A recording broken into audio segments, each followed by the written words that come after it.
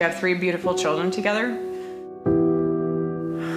We've had a wonderful life together. We were very happy. As the wife of a law enforcement officer, it was a message Samantha Poore prayed she'd never get. On the afternoon of October 23rd of 2018, I received a text message from him, and that was the last time I heard from him. Her husband, CHP officer Sean Poore, died on duty, but she never thought it would end this way. He took his own life that afternoon.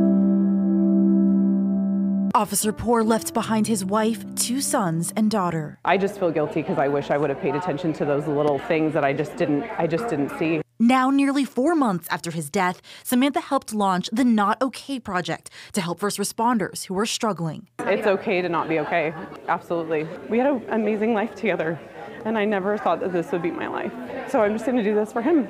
There you go there. At the Thin Line Brewery in Rancho Cordova, over 100 officers, EMTs, firefighters, and dispatchers gathered together to cheers to love and support. I so know what I lost, and I'm so hurt every day that I have to not have him here. But if we can do some good for other people that might be feeling like him, I would really love to tell people that felt like him, there is a way out. There are people that care.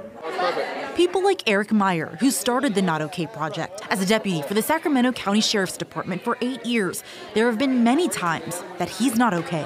We're more likely to be killed by our own gun than we are in a gun battle or something in the field. And that's haunting, and nobody's saying anything. Eric plans to link those suffering with chaplains, mentors, and activities to show they're not alone. It's okay not to be okay.